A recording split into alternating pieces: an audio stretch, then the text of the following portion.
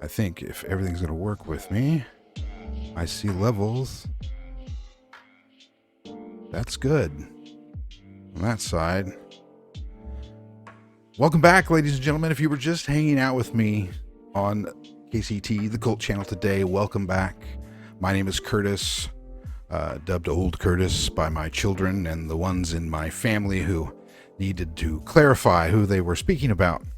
Me or my cousin, who they called, of course, Curtis. This is the KULT channel, and you have stumbled into a very fortunate time. This is our new Monday afternoon live stream, Beyond the Veil, where my secret weapon, my very own in-house horror media connoisseur, Duke Walter, who also happens to be the creative director for our production company, TTRP Theater. You and his many followers know him as Invisible Duke, which he's not at the moment. As you see, you have also heard his voice as the game master in the podcast Renaissance City. You also hear his voice in a more metaphorical way as the writer of the KULT channel's Friday night series, Heartland. He has brought along a guest, victim, if you will, to help him cut into some really deep and interesting horror. Horror you can easily get through streaming services, books, or maybe comics. Wherever they find it, it will be gritty, culty, that horror you really like and can never seem to get enough of. Please remember that there may be spoilers. That was the thing I'm missing, is my spoilers tag. Probably not for today, but in many of our discussions, there may be spoilers, and there could be spoilers in our discussions here, so just be warned. Of course, his guest is none other than the game master of KULT channel's, the KULT channel's darkest story. A story of wealthy, some drug addicted, some or all incestuous in one fashion or another, and dare I say 60% incest. Dare I say technically spoiled. The Van Horst siblings. I could go on and on. I won't right now. The show is The Place of Wrath and Tears. He's the game master, and we're lucky to have him with us today, Ben Rogers. We are lucky, aren't we, Duke? We are, yeah.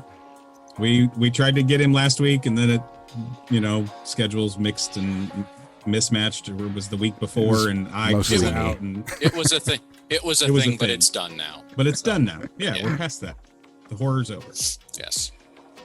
Yeah, no, I'm glad to have you here. Thanks for coming on, man. I'm glad to be here. Yeah.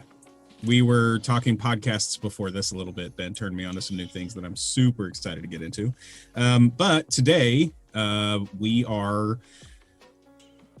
we're going to talk about Ghost Rider.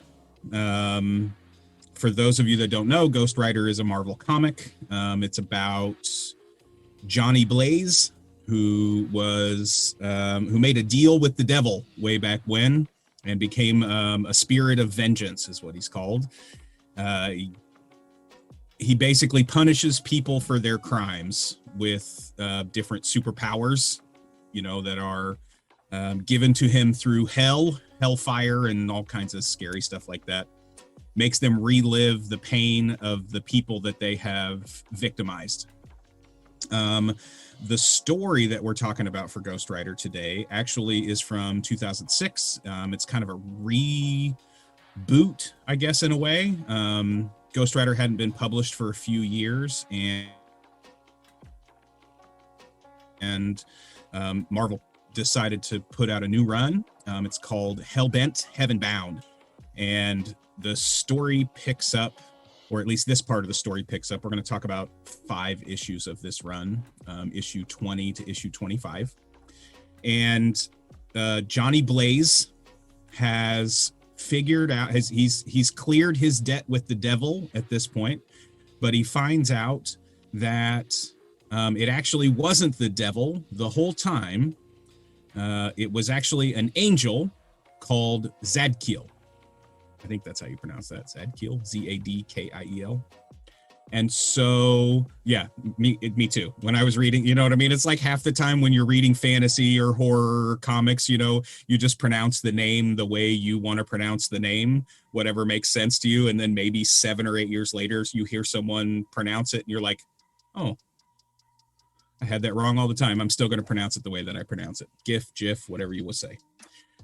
So Johnny Blaze is trying to figure out a way to get to heaven because Zadkiel's the one who has put this curse on him, the spirit of vengeance, the Ghost Rider. It starts. Johnny Blaze is trying to figure out how to get to heaven, and we move to the story of a small town, New Beulah, out in the middle of nowhere. And to get to New Beulah, you have to get on Highway 18, right? And there's stories around Highway 18. It's the deadliest highway around, and you shouldn't go that way. And we meet a sheriff who it seems a little apathetic to all of the deaths on the highway. Anyway, we'll get into that. Ben, what did you think of the run? Tell me what you thought. I thought it was a lot of fun. I think that if I was a comic book subscribing kind of person and someone lent me those 5 issues, I probably would have subscribed to the rest of that Ghost Rider run.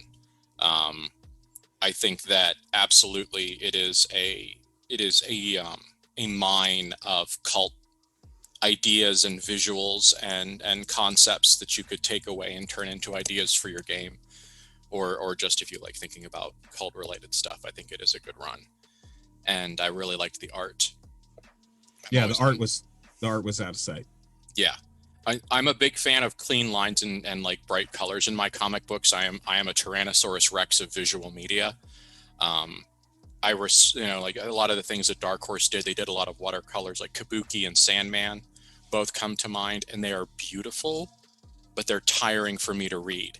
And so I liked the clean, bright lines and how everything was really just jumped off the page. And especially the way that different artists all drew Johnny Blaze / Ghost Rider differently. Yeah, it was switched out. That was really interesting. Yeah, when you got to issue 24, and it switched to that, you get back into the past, it jumps back 2 years, and they change artists, and oh man, it was really well done. Yeah. Curtis, will you throw up that first panel? So I can do that.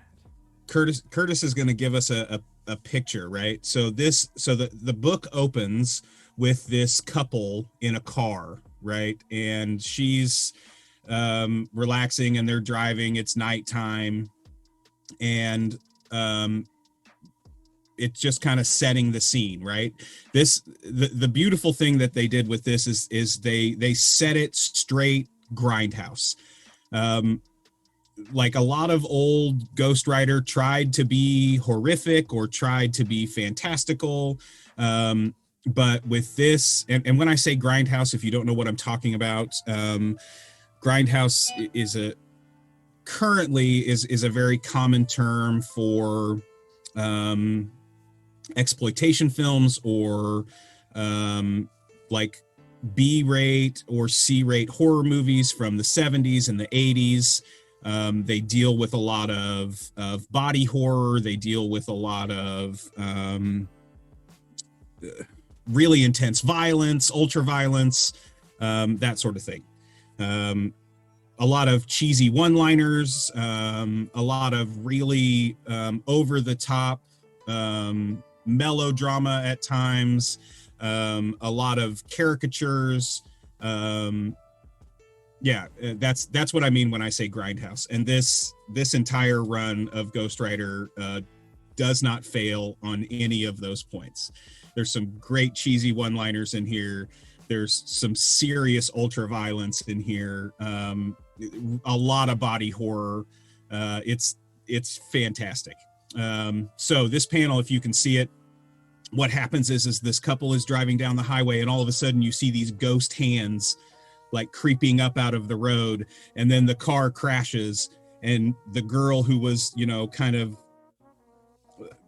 laissez-faire in the passenger seat is thrown through the windshield, and she's splattered out on the highway, and it's just this gory, like her face is ripped off, and she hears this laughter cackling in the background. It's a perfect opening for a Grindhouse, in my opinion. Like he said, with the colors, a lot of times with some of these movies, it's very dark and dingy, but they left that out. They really focus on some good details, and the bottom panel, on the last panel where you see the close up on her face, and it's just muscle tissue underneath and blood, and all you see is her eyeball. Oh, it was great. I really liked that panel. I think one of the things that Grindhouse as a genre does that this comic did really well was not spend a lot of time with setup.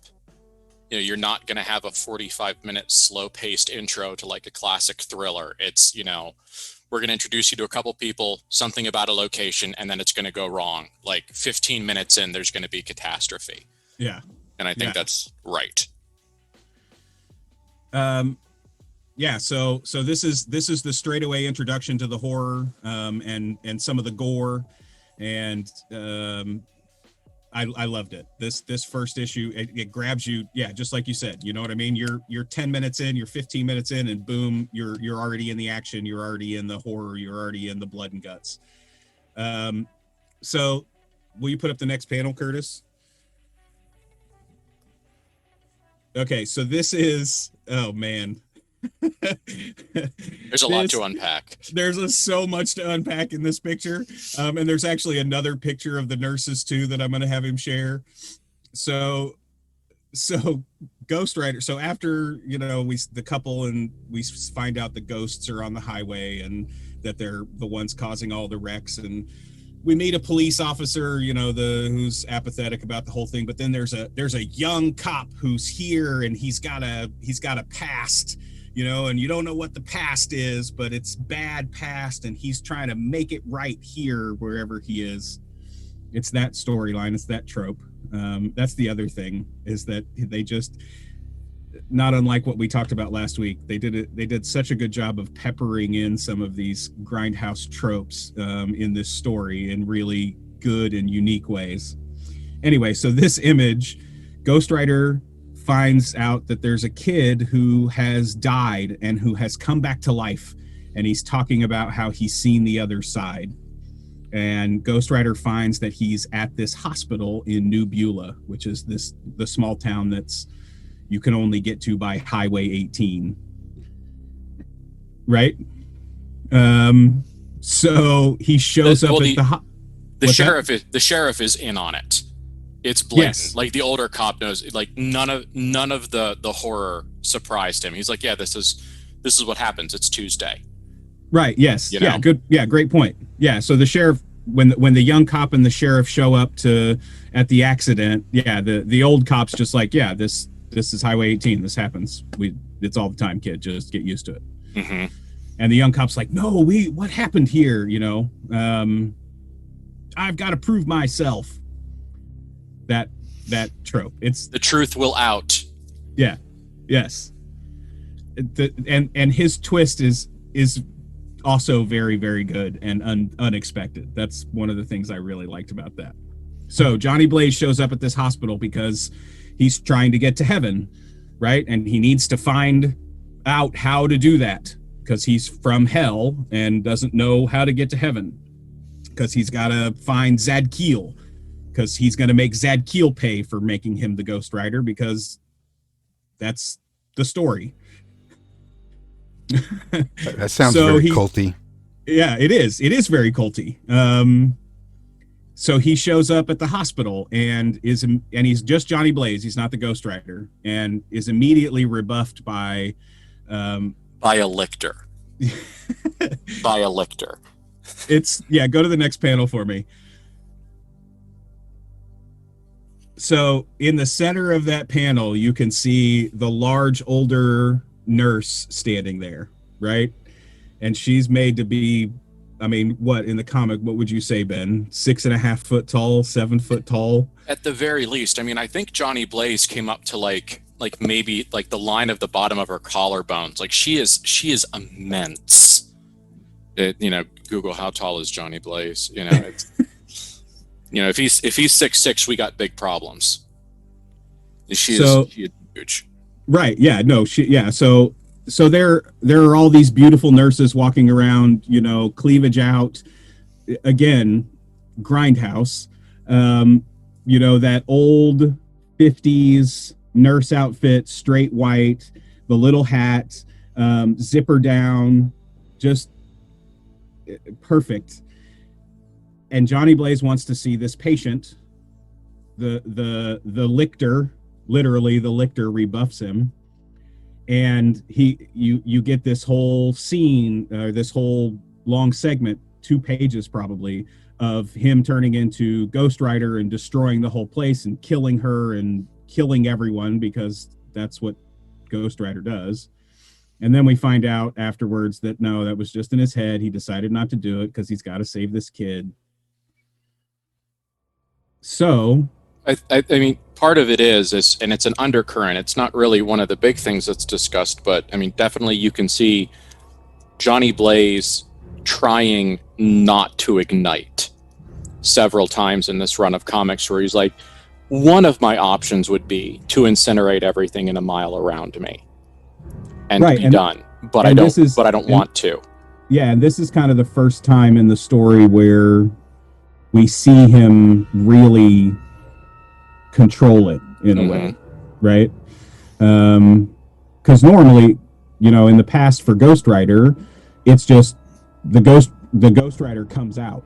It just happens, and whatever happens with the Ghost Rider happens. He's going to take his vengeance. The spirit of vengeance is Johnny Blaze is just a vessel for the Ghost Rider. So Johnny Blaze leaves, but then turns into Ghost Rider and blasts through the doors on the way out. And that's when we get what is my favorite reveal in the whole thing, and that is this group of nurses is actually a cult for Zadkiel. And they step up to this statue of a religious figure of some sort, and the lictor nurse pushes a button and it opens up, and they all end up with just a gaggle of automatic weapons. I mean, you could see machine guns and machetes and hatchets, and it's how did you, first off, how did you enjoy this part of it? And let's talk a little cult. How can this inspire somebody in a game of some sort? I mean, to me, one of the important thematics of cult in terms of cosmology and in terms of 50,000 foot view thematics is that the closest thing we have to heaven is antagonistic. There is no superpowered good guy. There is nothing that you could invoke that's going to selflessly help you. There's no one to call. At the very best you can do is hope that one of the creatures that's holding the keys of your cage is momentarily nice. And so, this kind of idea where the focus of the story switches from hell to heaven, and one of the first things that we interact with when we have that switch is an absurdly violent cult. I think that's it's okay. Well, what if Zadkiel is a good guy? You deal with a lot of kind of the American Christian ideas of angels and heaven and things like that, and they go, no, this is bad. Yeah, this is Shiva the Destroyer. This is all violent. This is all bad, and so I think that's one of the takeaways, is to remember that yes, there is an inferno, but there is no heaven. I mean, you've got Metropolis, which fulfills that function in some ways, but it's not your friend. It's, you will not, be comfortable and happy with there is still danger awaiting you around every corner. Yes, and even if things were going perfectly in Metropolis for someone, it still would not be a nice place. Right. And I mean, so I got that, and then I also saw the golden tone to all of the weapons that they pull out of the almost an Iron Maiden design of the statue. And I saw all of the shining gold weapons, and I go, that's not a mistake. Right. That's a design choice, and the Ghost Rider's going to feel those when they hit him. because you don't color every single weapon in the angel cult's arsenal bright gold for no reason. Exactly. You know. Theme. Yeah, there are some great color choices. What were you saying, Curtis? Theme. Yes. Thematic. Yes. Yeah, Thematic everything elements. has to match, right? Yeah. It's just a bad joke, bad time. That's all. Continue. I'm gonna have a selection of Pantone colors if I ever start a cult. Like, absolutely, I'm gonna have all of my paint chips selected before. You've already gotten second 2651 and 406 and 310 and yeah. Look, I have no idea what color those numbers are, but I know that Pantone's running numbers. Warm white and cold white are very important choices to make when you paint your sacred space. It says a lot about what you're gonna do there. That's fair. That's a fair point. Yeah, so the cult, the nurses are holding this kid hostage against his will because Zadkiel knows that Ghost Rider is going to come for him, and Zadkiel is trying to set up this overarching plan for how to capture the Ghost Rider or how to bring the Ghost Rider to him. This is kind of the first reveal that that Zadkiel is really involved in a lot more ways than just being the big overarching, omniscient angel power, which is it's kind of what you expect in a Ghost Rider story. Ghost Rider deals with demons and the devil all the time, and so why not deal with the devil in this story, which is obviously an angel. Mm-hmm. But I guess the devil is an angel, and they reference that several times too later on. Anyway, but yeah, this was probably my favorite reveal in the whole thing. I just went, oh yes, this is a scene out of the best Grindhouse movies ever made, kind of thing. It's like when Robert Rodriguez had her put the machine gun into her leg and do the spin around and shoot everybody down in Grindhouse. Was that the name of that movie? No, I don't remember the name of his movie. Anyway, I think it was Grindhouse, because I think it was Grindhouse and there were two movies in it, and one of them was like Death Machine and the other one I don't remember. I feel like there were two like 45-minute movies that were released together. Yeah, it's been so long since I've seen those. Anyway, so Ghost Rider goes away, Ghost Rider comes back, he gets the kid, but it's part of the plan. And then put up the next panel for me. So we start getting off on these sidebars a little bit. So he gets the kid, he's riding away. You see the ghost hands coming up out of Highway 18.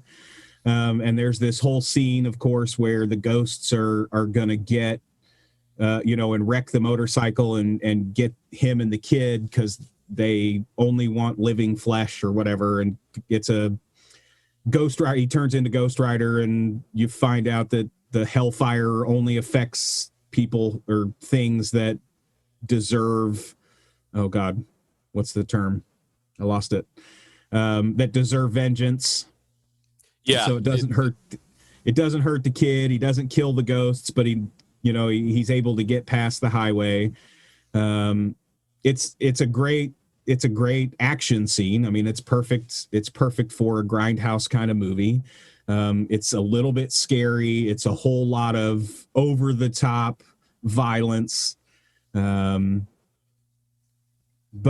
he gets the kid away, right? So that's the point. He gets the kid away. But I like again, Ben brought up the colors. A lot of times in a movie of this type, it would be super dark. You would only get quick flashes of light, that sort of thing. But they really do a great job of standout colors so that you can see, I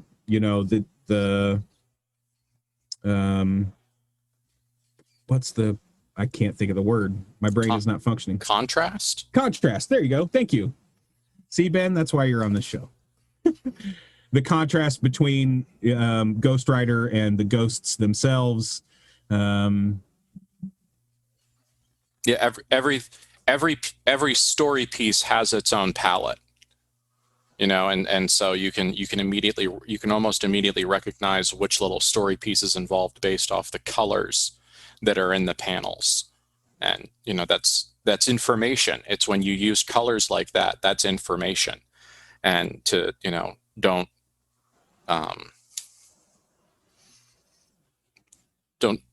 don't deny that information having value when you tell a story. You can use colors and stuff that you describe too. I mean, there's nothing about using a verbal palette as well as a visual palette. Right. And it's a great tool for, I mean, obviously for a comic medium, but filmmakers use it all the time as well. It's a language of its own. Planet Terror, Curtis has popped up in the chat. Planet Terror is the name of the movie. Yes, thank you. And Death Factory. That's right. Okay, next panel. So they survive the highway, through the power of the Ghost Rider. So then we get to the story of the young cop who's trying to prove himself and trying to leave his past behind, right? Mm-hmm. It's so good. He he starts connecting some dots. It's again, it's that typical trope. And so the cultiness about this is what he finds out is that all of those ghosts, right, they were part of a traveling group of pioneers way back. Covered wagon kind of stuff. Yeah, covered wagon kind of stuff, like 1800s, mid 1800s. And they got caught in this area, and they ended up cannibalizing people in the group, right? And it was, and it went on and on and on, and on longer and longer. And by the end of it, they weren't doing it out of necessity. They were doing it, for the pleasure of it, I guess, right? They enjoyed cannibalizing the people that were there with them. And it cursed this whole place. And this kid starts putting all of these pieces together. Go ahead. Under stress, horror becomes necessity, and necessity becomes entertainment. The more you normalize something, the easier time you have dealing with it, and eventually something that would, make you absolutely repulse at the beginning of an event, you could now be telling jokes about at the end. It's familiarity breeds contempt, but also familiarity breeds comfort. And you can get people to do almost anything if you scare the hell out of them enough, and then give them a way out. True. It's a great point. So the cultiness, obviously, the ghosts on the highway, right? Mm-hmm. Like this, you could use this as a starter for a scenario. You could throw this in somewhere in a campaign that you're running. You could probably run an entire scenario based on these first 3 or 4 issues of this run, three issues of this run, because 24 and 25 we kind of go back in time. But this first 3 issues, you could probably run an entire scenario just using the highway, the cops, the nurse cult, trying to get to the bottom of some of these mysteries. And I probably might be doing that. It's Grindhouse gold, but the reveal here is the kid figures out that there's one remaining descendant of the last guy alive from this group, right? And that guy lives in this town, New Beulah. Yeah. And he runs the morgue. Uh-oh. So it's kind of freaky, kind of scary. You know, they throw in the morgue because, you know, what horror story like this wouldn't have you end up at the morgue at one point or another? So the cop shows up to the morgue and starts confronting the guy. And immediately, I don't know if we have I think we do, but I don't want to put up that panel yet. I don't want to put that one up yet. The design of the character himself, you immediately can tell that there's something wrong with him, right? Yeah. The shape of his head, his eye placement, the teeth in his mouth. He's not normal, I guess is the right word.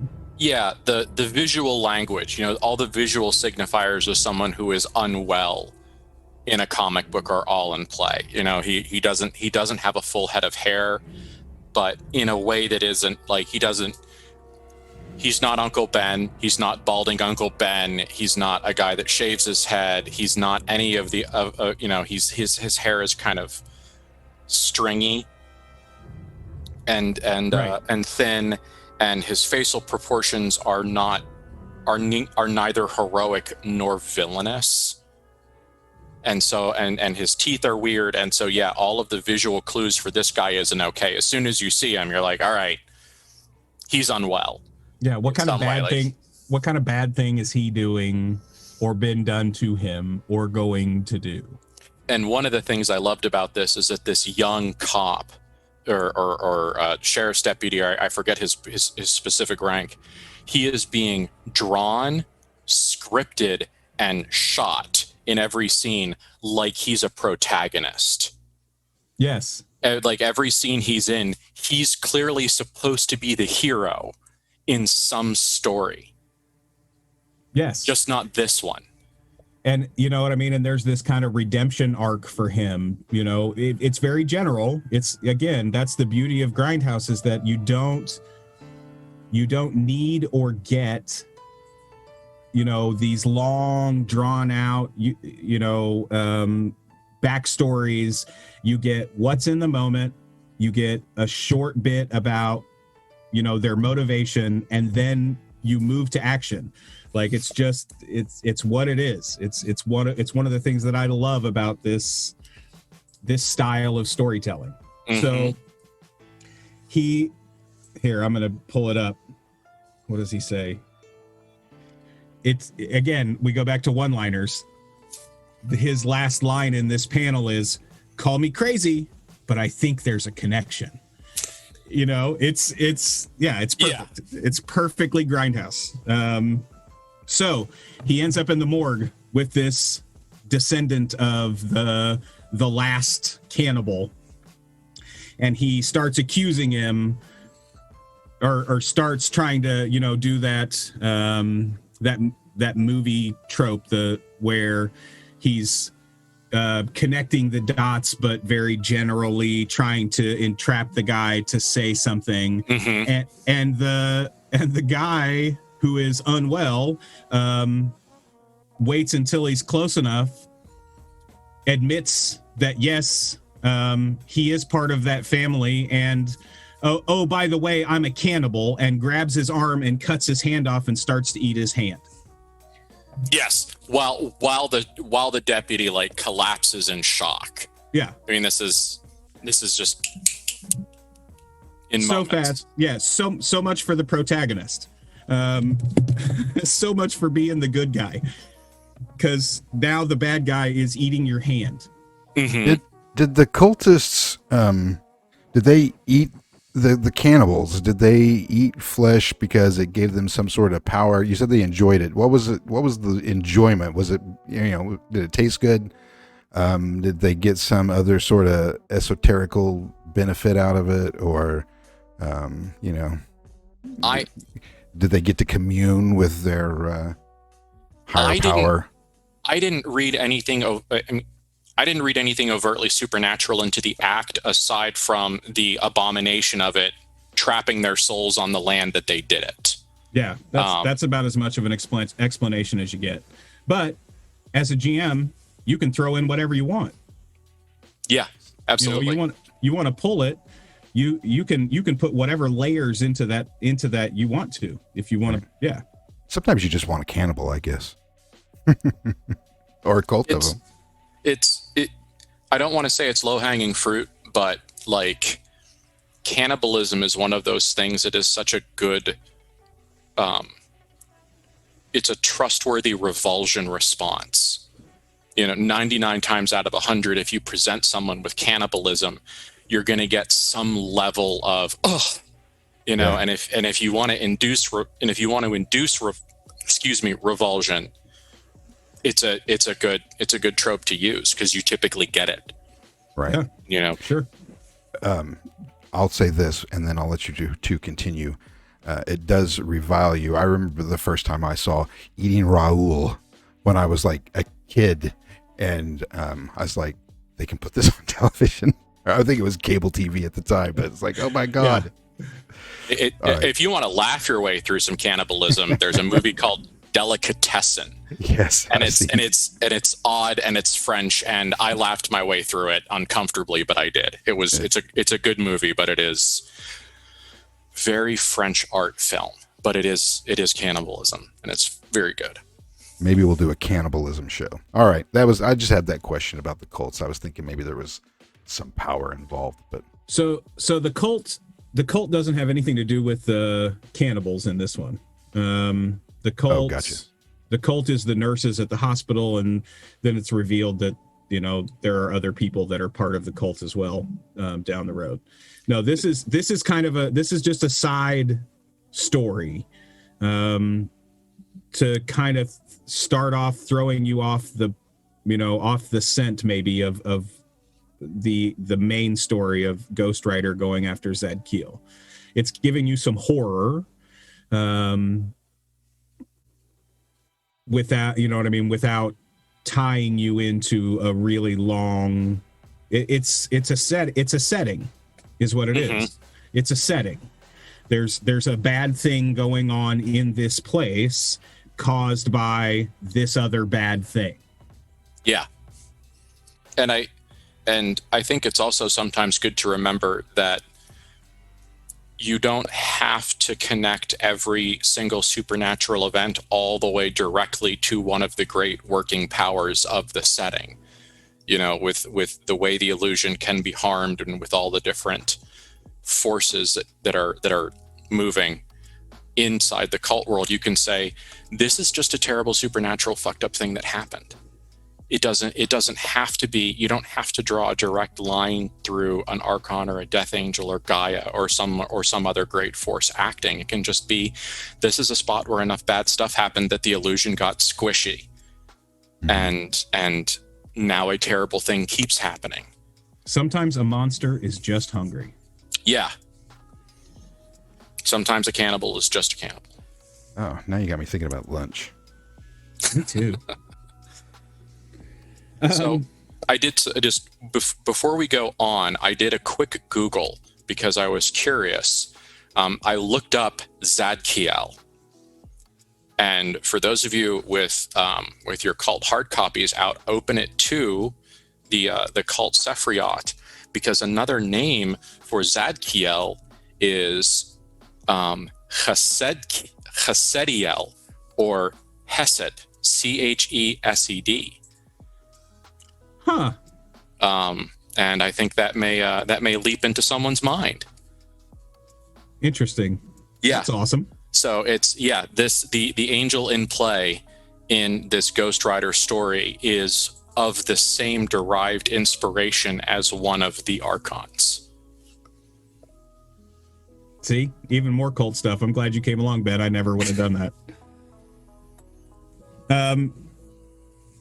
Yeah. So the kid, that's supposed to be the protagonist, gets his hand cut off and is laying there bleeding to death on the floor, while the weirdo descendant, of the cannibals is just munching away on his hand and laughing in his face the whole time. It's great. It's a great scene.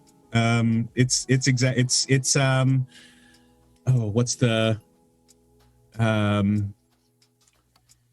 People Under the Stairs? Yeah. Good one. You know what I mean? It's that kind of uncomfortable. Like if any of you have seen the original of that, the newest one was okay, but the original of that really gets that whole wow, kind of out of nowhere, weird people doing weird things. Also, the original Texas Chainsaw Massacre. Yeah, But that the normalization of cannibalism is like the almost half the horror of it. Okay. I think I got my panels mixed up. I think I gave them to you in the wrong order, but that's okay. Put the next one up. So this one actually should have been. This is kind of the end of when Ghost Rider is cleaning up the highway with the kid. I love this for one of, again, back to the dialogue. Ghost Rider's, got his big sickle and fire it's just so over the top caricature. But the ghosts are screaming at him. And one of them says, "You may look like a demon, but you've the stench of angel on you, no doubt. Why not piss off back to your cloud and diddle your harp like a good little heavenly whore?" That's a lot of shit to talk. That's a lot of shit to talk. And then Ghost Rider says, "See now, that was the wrong thing to say." I mean, it's just the one-liners, dude, just the bad, really bad one-liners. They run throughout. I liked this run more than I thought I was going to. That's why I wanted to bring this run in, because I read comics all the time. I read a lot of comics. And I've read some Ghost Rider. I hadn't read a ton. I hadn't ever read this run. And looking through a list, and it said this is a great series of Ghost Rider, and I went, oh, okay. And I started reading, and I went, oh my god, yeah, wow, okay, yes, this perfect, wonderful, yeah. So bless every artist that has to draw a skull like full face on, like, just, that's a challenge. It's a challenge to draw bones and to be bold enough to just go right down the middle and just do a camera in the face of a skull. It takes, and I think they did a great job. Oh, the art is fantastic. Mm-hmm. It's really fantastic. Okay, next panel. Yeah. So this is the cannibal, right? And he has bound the sheriff's deputy up and has him thrown in the back seat of his car and has his hand in his mouth as they're driving down the street together, and you get the thought bubble from the cop, oh my god, I've been so terrible. This is my punishment. I deserve it. Mm-hmm. Please God, please, I swear that, that whole trope, that whole line of, if you help me out, I promise I'll be good. And then the cannibal turns and says, "I hope you don't mind if I eat while I drive," with his hand in his mouth. I mean, it's just, goddamn. This is the kind of cult content that I love. Curtis, at one point in Manhattan, put us in a cab, right? And the cab driver was wearing an Iron Maiden t-shirt, and he put on this crazy voice filter, and it was this rock and roll guy who was some kind of ghost or something trying to get back at Dr. Kennedy, and he was driving our cab down the street like a fucking crazy person, blasting music and screaming at us and laughing the whole time. And dude, it was probably my favorite scene in the entire 20 whatever episodes of Manhattan. Was that's the kind of shit that I love. Yeah, so I don't know, I just loved this panel so much. It doesn't really have a lot to do with anything. It just made me giggle. And I think also, if I remember the scenario correctly, he is now wearing the deputy's like campaign cover. Yes. And he's driving the police car, isn't he? Like, I don't remember. I think this whole thing is that like he's kidnapped the police officer, and his objective is to get him somewhere, but for the cop to be seen around town as he's driving with the very distinct profile of the now that you say on. it does make sense. Yeah. Yeah. I could be filling in. I could be connecting dots that aren't there, but that's what I think is happening. At least that's where my money is. You're probably right. I don't think I read that far into it, but yeah, I think you're probably right. So, of course, in the end, Ghost Rider, kind of saves the day, sort of, but not really, but kind of. There's a lot that happens. I mean, it's not, a lot of it doesn't really play into KULT very much, which is why I just am kind of skipping on past it. It's worth reading. It really is worth reading. But we skip on to the next 2 issues, and we step 2 years back in time. And we kind of get some more background on Zadkiel and the KULT, right? Mm-hmm. So put up the next panel for me, would you? This is about as KULT. I mean, not as KULT, but this is a very culty scene. If you can see it, it's a whole group of cops standing at an open door in a church, in a chapel, and it is an entire scene of murder, bloody murder, just bodies strewn everywhere, blood splattered all over the chapel. And they're all in their church clothes too. Those are all Sunday clothes too. Yes. Everybody, right? Dresses, suits. Everybody was there for Sunday service, mm-hmm. right? And the cops are standing at the back. One of them's leaning forward like they're just getting in the door and getting onto the scene. Mm-hmm. It's gross. It's scary. You're like, what? WTF? Okay. Church full of murder. Go to the next panel. It's a hell of a cold open. It really is a hell of a cold open. Yeah. And this one, it's first person from the vantage point of the cop, and there's a priest on his knees with his hands up like this, an Uzi on the ground in front of him. He's splattered in blood from head to toe, again dressed in the white, and he says, "The angels made me do it." I mean, those 2 panels in and of themselves set the whole story for the next 2 issues. But it's a super culty scene, right? It's an easy way to set yourself up. If you want to pull this kind of idea. I know that a lot of times before characters either are aware, or even after they're aware, if they're not, what I mean? If they're still inside the illusion, religion is used often as part of the games.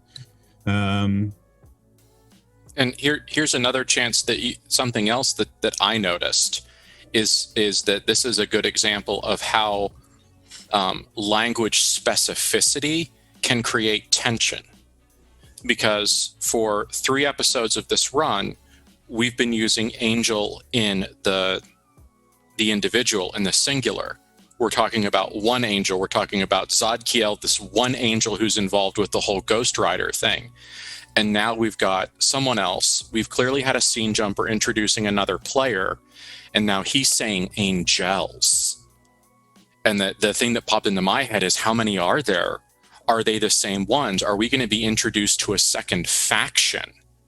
Like what's at play there? And I think that's if you can do it, sometimes like specificity of language and thinking about exactly how you're using some of your words. If you have players that like picking at the threads of the story, and then you can do that. And to that point, if something like that does come in and you weren't planning for it and players start picking at those threads, let them. Yeah. And follow those threads with them, because what that does is that not only does it maybe broaden your own story that you were, trying to help, but it is a play to find out, right? And so let them have that agency and let them take control of the narrative in that way. That's what these kinds of games are about. And I have fallen into the trap. I played D&D for years and years and years. And, that whole trope of the dungeon master is the god, is the lord of the story and the table and all of that.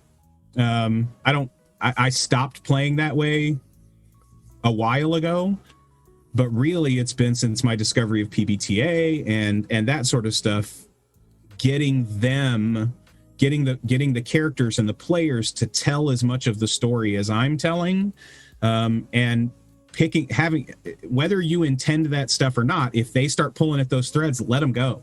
Yeah. It's attention is interest, and interest is attention. They're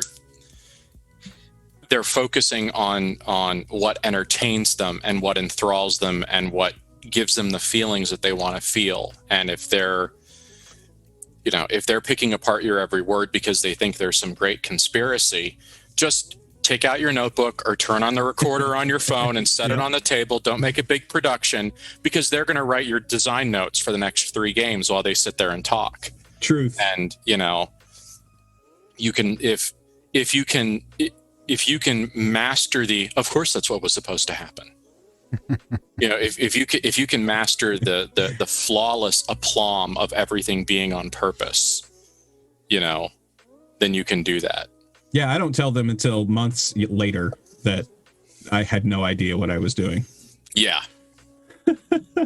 I do that to Duke sometimes. He'll be like, "Tell me about this." I'll be like, I just pulled that out of my ass." He'll be like, "I know. Tell me about it." Yeah, tell me about it. Yeah, I know you just, you know what I mean? He and I will be going on and on about, we'll just be bouncing ideas back and forth, or he'll throw a whole bunch of stuff at me at one time. And I'm like, yes, okay. What about this thing and this thing? And he's like, I don't know. And I said, I don't care. Keep talking about it. Let's go. Let's pull that thread. Yeah. Oh, Chaotic Story said, do you ever have a thread that's actually a web? Meaning your story is a story where the ending is TPW. What does TPW mean? I'm terrible with acronyms. I have no idea. I don't either. Total party wipe, but that's usually TPK. Yeah. Well, that's what I thought too, but I don't know for sure. I was hoping you might. That's why I have no idea. I have kids, that are 22 and 19. Yeah, total party wipe. You would total party wipe. Okay. Either that or Texas Parks and Wildlife. Yeah. I never go into anything intending to kill everyone ever. It's not my intention. I've always been, even before I read it in the first time I read through Dungeon World, I've always been a fan of my players. I never go in intending to kill anyone. It happens. It does happen. That's a negotiated thing.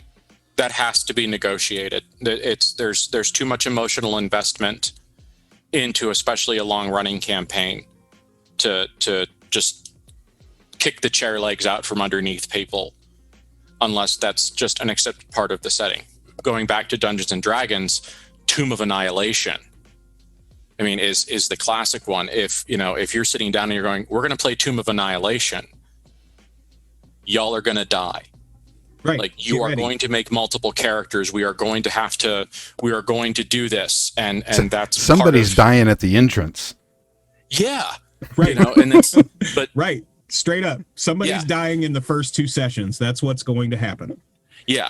And yeah, but sometimes, death is only the beginning. Right. But Thank you, Chaotic Story. Tomb of Horrors. Yeah, it's if you're doing that, then people need to know. And if you're running a one shot of which there has been some discussion lately, if you're running a one shot, you can say, how do you want this to end? Do you want to emerge victorious, or do you want to kind of have like a the stare into the madness and that's it, and then it rolls and it goes dark, because sometimes I feel like the one shots are good for those curtain drop oblivion storylines. Yeah, agreed. Yeah.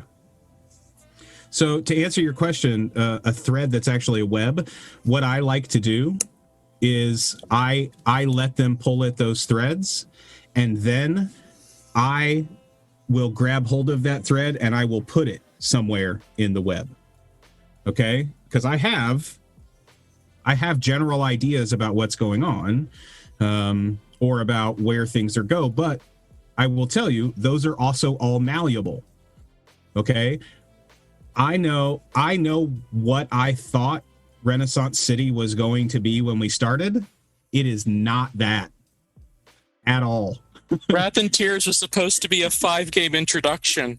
It was supposed to be a test drive of the rule set and setting for people that had never played KULT. Huh? Like, that escalated quickly. GIF. We like that. He clarifies a little bit. He says, I mean like a story that starts at the end. Now let's begin. I kind of goes back to this thing that you're talking about with Ghost Rider, because this particular scene goes, you said it was going a jump back 2 years, right? Is that what you said? Oh, okay. Yes. So yes, I've done that several times in many different games that I've done, but I tend not to do that until I have established a lot of sessions and a lot of time and a lot of story with the players. But we kind of did it with Heartland with the Daisy solo episode, a little bit. A lot of that stuff for her was part of her backstory and already been written for a long time, and I took it and I twisted some things and I pulled some things out and I put some different things in, and so that it was a little fresh for her, so that it wasn't just her recalling her backstory to everybody on screen. So yes, in that sense, but it usually is way further down the road. Mm-hmm.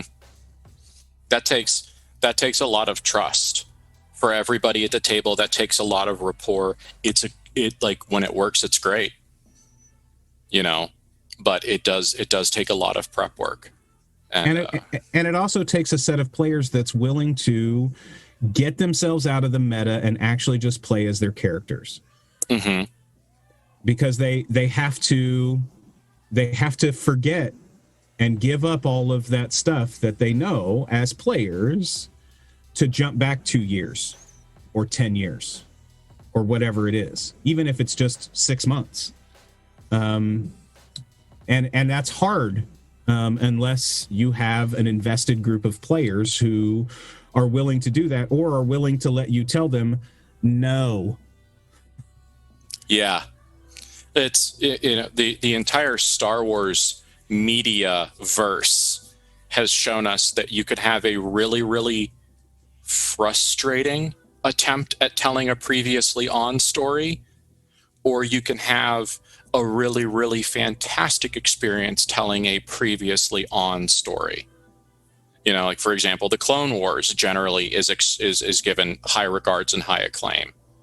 The prequel movies have mixed reviews, and I think we can leave it there. But there's a lot of people who feel that the Clone Wars animated series was phenomenal and simply fed into what was happening now. And now if you're watching The Mandalorian, there's a lot of callbacks to that, which I'm pretty thrilled with. But it's hard. It's not bad, but it's hard, and you've got to develop trust. Trust. That's a big word. Trust.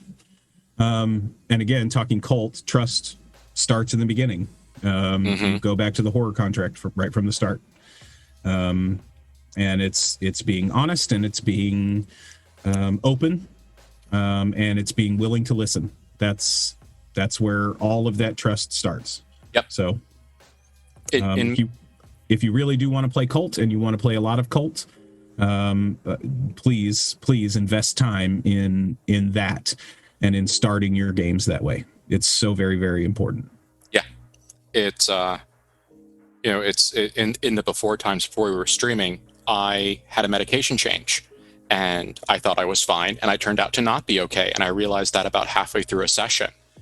And I looked at my players and I said, I'm done. I'm sorry. Like, I'm not in danger, but I'm not okay. And I can't keep running the game today. We have to shut it down here. We're going to try this piece of the story again later, but I can't do it right now. I'm not capable of doing it. And one of them said to me, it made me really happy when you said no.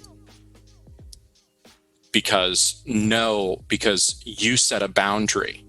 And trust is not just the space inside trust, but it's creating that space. It's creating those boundaries and negotiating those spaces. And I think that, figuring out the inside and the outside of the horror contract is important. And once again, going back to trust, we could talk for 6 hours on it. Yeah, we really could. And maybe we will. Maybe we'll have an entire episode about trust and how important it is as a GM, no matter what game you're playing. Seriously, I think the three of us could probably spend an entire episode talking about that. And maybe we should. We probably will. Okay, so back to Ghost Rider. So you get this beautiful, horrific, bloody, murderous start to this whole series. And I only pulled one more panel out of this because I didn't know how much time we were going to have and how much time we were going to spend talking about it. But this whole series happens 2 years prior. Ghost Rider ends up finding out that his brother, who is also a former Ghost Rider, is involved. And that's who that was. Yeah, Danny Ketch. Danny Ketch became Ghost Rider after Johnny Blaze gave up being Ghost Rider. And then Johnny Blaze took it back from Danny Ketch because Danny Ketch was gonna die or something. I don't remember. It's that juggling. It's comics, baby. It's comics. Yeah. That's my answer all the time when we're watching, a lot of the comic media that's come out over the last 10 years. My wife will be like, and I'm like, comics. Yeah. Comics. One of my players tried to use that on me in an episode not long ago. He wanted nitroglycerin to miraculously show up in scene, and I was like, no, and he goes, comics. So anyway, so this priest ends up, you find out that he's hidden away in a prison, and not only is he hidden away in a prison, but he's being protected by a cult of Satanists inside the prison. Yeah, another cult, so good. So you have opposing cults, and the Satanists, they want to kill Ghost Rider because, obviously he's the Ghost Rider. And then they turn out to be on his side because there's a minion of the Zadkiel cult who is one of the guards in the prison. And in this prison, there just so happens to be, go to the next panel. Oh, did you get a picture of Bizarro Samson? Yes, you did. Okay, good. It was my favorite part of this whole run. So the title, if you can read it, says God Don't Live on Cell Block D. It's perfect Grindhouse. So, of course, in this prison is the one cell that nobody should ever open because it contains the one thing that nobody should ever let loose on the world. The walking MacGuffin. The walking MacGuffin. And this one just so happens to be Samson from the Bible. Like the Samson. And he's this zealot, ultra zealot of sorts. Huh? Like the Samson? No, just merely referencing like the long hair, the phenomenal strength. Right. It's not really Samson, but it is a MacGuffin. Might as well be. Right. Might as well. I mean, it's essentially it's made to make you visualize as if it were Samson, as if Right. it were some sort of Ghost Rider version of Samson. But you can see the proportion size between the guard and this man. Yeah, the jail is not run by Oompa Loompas. That's a normal-sized person there standing in front of this guy. Right. And he's all tattooed up from one end to the other with all sorts of biblical iconography and, Bible verses, and, and he's the arm of God, essentially, right? He's this super powerful zealot who is going to take out these Satanists, and also Zadkiel has put him in place so that he can take out the Ghost Rider. And this little guard has a box, and he opens up the box, and there's a golden light inside. And of course, Samson draws out these two golden short swords. Nasty looking things. Like serrated. What's the plural of gladius? Gladii? Gladios. I don't know. But It's been a minute since I took Latin. Yeah, but they are of, in my opinion, they're of the Roman short sword, the Roman stabbing sword. Yes, they look like a version of that, and not unlike the weapons, the guns, and the weapons that the nurses pulled from the religious statue. These knives he pulls out of this box are that same golden color, and he is obviously a zealot for Zadkiel and is set out to destroy the Ghost Rider. So we go through the Ghost Rider, and there's lots of death and violence and fire and hellfire and vengeance and all of those things that you just are going to happen. And then this Samson character shows up and just starts kicking the shit out of the Ghost Rider. And there's nothing that Ghost Rider can do. Ghost Rider tries the stare and tries to make him feel all the pain of everybody that he's ever hurt. Do the vengeance. Oh God, what's it called? Now I can't even think of. Penance stare or penance gaze, isn't it? There you go. The penance gaze. That's there. We go. Cool. And the Samson is like, I don't feel bad for any of that shit, and then continues to kick his ass. And then the beauty.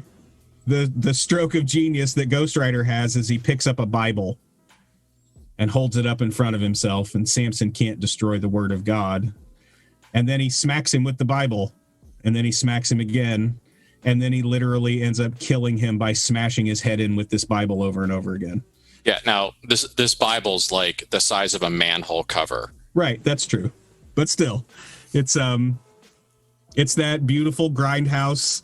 The MacGuffin is got one way, there's one way to kill the MacGuffin, and the Deus Ex Machina, he just happened to have a Bible big enough to smash his skull in. Mm-hmm. And one of the other things that I liked about these two what do you want to call it, throwback comics, was that when Johnny Blaze walked into the jail, he was trying not to burn everyone in it. He was like, this is not what I'm here to do. I don't want to deal with this. This is not my objective. I can feel the Ghost Rider wanting to ignite inside me and burn everyone here and punish them for their sins, but I don't want to. I'm trying to avoid being a mindless vessel for that power and impulse. That's not how I want to be. And every time he makes that choice to abstain from that behavior, he's met with another challenge that strongly makes him want to. And it's very much that back and forth. It's almost like a drug. Well, and you end up finding out that Zadkiel's doing it on purpose.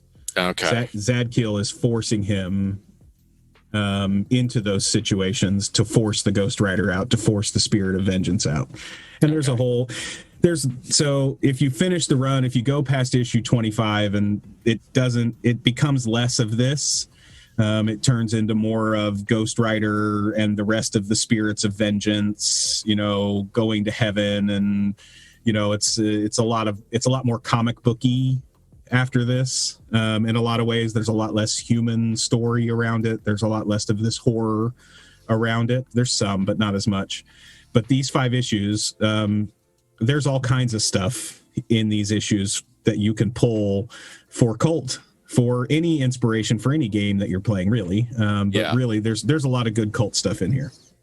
And the other thing that my favorite comics, and now when I say my favorite comics in this reference, I'm talking about Marvel, DC, hero or anti-hero comics. So, I mean, you're talking about both Batman, Superman, the X-Men, Ghost Rider, Morbius, and all of those other anti-heroes. My favorite ones are the ones that look like storyboards. I love the storyboard art panels. Those are my favorite. When you look at it, there's a scene, I think, in the third comic of this run where the cannibal car and the Nuntarage and Ghost Rider and this absolutely hapless poor fuck of a guy in a Mack truck all converge on a four-way intersection at the same time. And of course, everyone crashes and burns, but there's that perfect visual, where it's the helicopter or the drone overhead and you see all of the vehicles coming together. And it's just, when I saw that panel, that's a storyboard. Yeah, right. Or a good one. Right, yeah. Or a good one. Well, we've got like 10 minutes left, and I wanted to ask a couple of questions just to kind of get the some KULT drips out of it. Was there any sort of character that you can think of, besides all of them, that either fit into a profile or would make a good new archetype? Oh, the kid. Was it Leon? Yeah, I think so. Yeah, Leon. I don't know which archetype playbook he would be, but he's absolutely a perfect example of a character that has gone from sleeper to the next stage to aware. To aware. Oh, wow. Right. Because he died, he went to heaven, and what did he say? He said the gates were locked and the city of the city of heaven was under siege or something like that. So someone who dies and they have a set of expectations, and those expectations are subverted, and now they wake up and they know that the world around them is now different. Right. I mean, you can't. So that's if 180 proof right there. Right. Nice. So you have, right. So that dark secret is, crossed. What is it? Crossed to the other side, back from the other side. Yeah. Something like that. You have the detective, in the kid, in the deputy, for sure. Is there somebody that would make a good new archetype? Like, is there somebody who would make a good PC character? Because I'm going to ask you about NPC too. That's the other thing I like to do.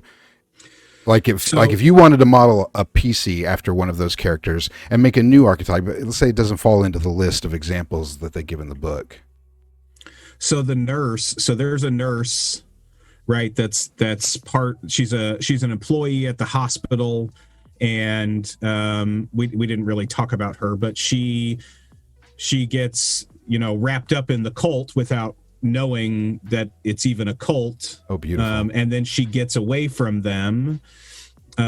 So maybe because there's no mundane kind of, like in Monster of the Week, right? There's the mundane, I think is what the playbook is called. Mm-hmm. There's and not necessarily that's what she would fall into, but she's not an Avenger type, she's not an occultist. She's not a scientist, probably. But she's aware that there are some real weird things going on in the world, right? She's seen them firsthand. I would argue that if I was going to write that archetype, I would say that the police officer and the nurse were the same archetype, and that archetype would be named something like caregiver. Okay. Because they are both people that were placed in places due to their compassion. The police officer saw a terrible accident and he said, something's fucked up about this road. People keep dying. And it is his care and concern for the people that eventually lead him into the path of seeing things. Yeah, I like that. And this nurse is also, she's there, and if we were telling her story, if the camera was on her more, I'm sure she would have seen things that made her have some personal question marks. because she was absolutely ready to when she realized that it was a cult, she wasn't all that surprised. Right. You That's a know, great- she went, oh shit, okay, like time to go. You know, it's like she went through the 5 stages of grief really fast, and that's someone who had clues that never assembled them, and then saw things go wrong and went, oh, okay, 2 + 4 = chair, time to leave. Right. But both of those And bye. people, but both of those people were empowered, or were placed by their compassion, and then, you know, placed upon the anvil of reality by that compassion. And that's the thing that got them cracked. I like that. And I could see both of those characters coming away into a cult game. Now you've got a police officer missing his primary hand, which is a really interesting story piece. And now you've got a nurse who's terrified of hospitals. The irony. Yeah, I love it. Great. and you know, they're both people who have seen things, but now they're also challenged in executing the things that they're used to doing. Right. That's cool. Well, I always try to like to pull something out, and even new stuff. Something I talk about on the KULT channel today all the time is those parts of the book that I really love, where it gives you all of these details, and then somewhere mixed into one of the last 2 paragraphs, or sometimes they hide it in the first 2 paragraphs. It says something to the effect of, and if you don't like any of this, just use it as a guide and create your own. And so I'm always looking for influences and things like that. Like my other question, where I know we're getting close to time, but my other question was, is Samson a plausible NPC? Or is that more boss? Is that too boss-like for KULT? Could you do something with that? I think I think Nephirites, Razides, and Lictors all tell you that there's plenty of space for a physically terrifying opponent. Absolutely. And the thing is that you can have that physically imposing thing, whatever it is, and you can play it 100 different ways. Right. It doesn't just have to be the Juggernaut every time. It doesn't have to be the Incredible Hulk every time. That you can fill in all sorts of malice and nuance and any number of things into that package. I love utilizing that package because 9 times out of 10, everybody expects it to be the Incredible Hulk. And when you can catch them off guard with something that isn't the Incredible Hulk, it's satisfying for you and for them. It's cross-referencing to one of my other favorite fandoms, Warhammer 40,000. I mean, all the Chaos Space Marines give you 1,000 different ways to...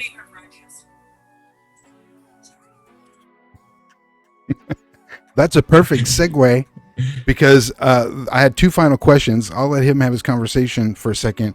But the question I had for you, Duke, these are 2 lighthearted questions. Can Roy Applebaum lose an arm?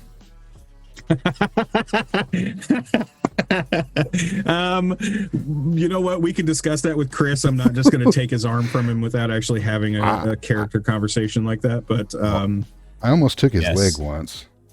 You did. Different game. Nice. # eat Liam's leg. Right. I think Ben's back. I am. The other question I had for you, a lighthearted question before we wrap it up, just because he was talking about eating arms, and in relationship to your campaign and the death, are there plans for anybody in Wrath of Tears dying? This is a huge spoiler, but I always try to give people a little extra.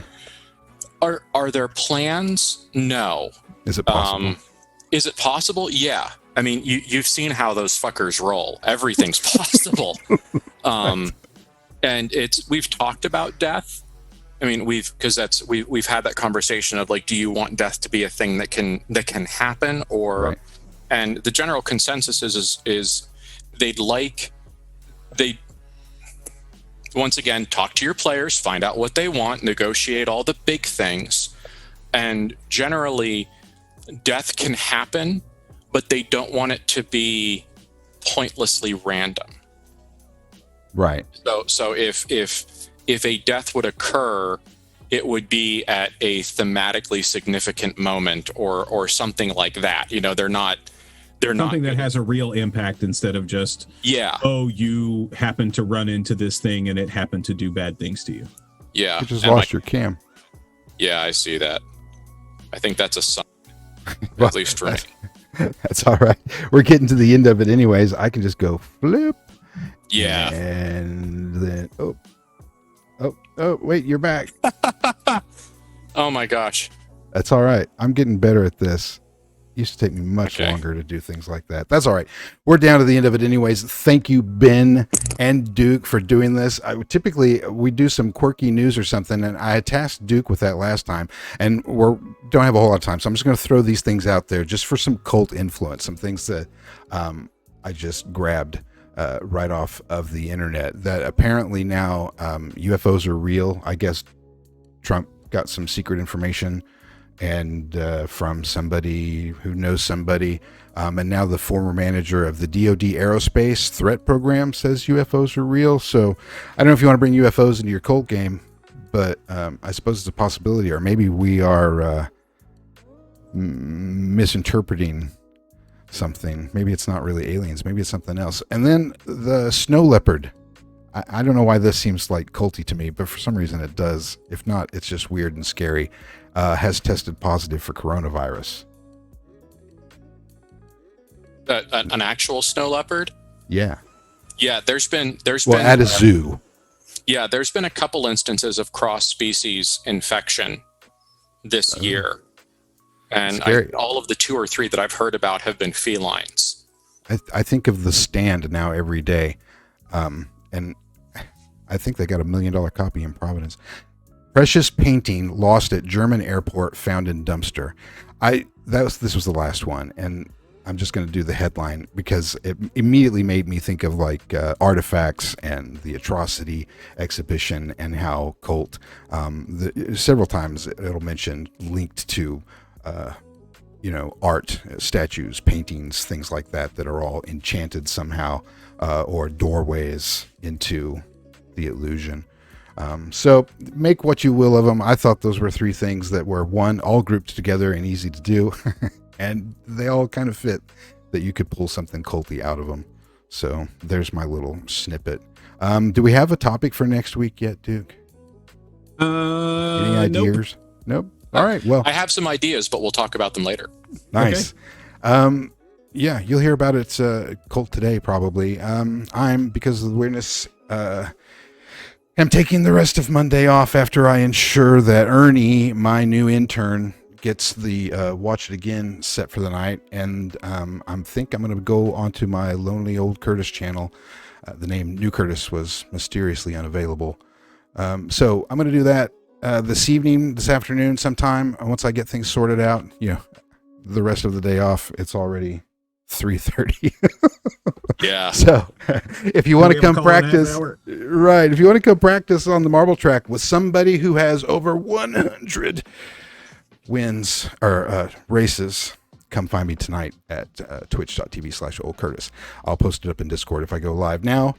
Thanks again, everyone. Thanks again, Ben. And you can catch Wrath and Tears, the Place of Wrath and Tears, this coming Sunday is the new episode. Yep. It's playing in the Watch It Again all the time. Episode 1 starts again right after this. Duke, as always, thank you so much for your insight. Thanks to everybody who came out to watch, all that good stuff. Now, go wash the blood off your hands. Goodbye. Yeah.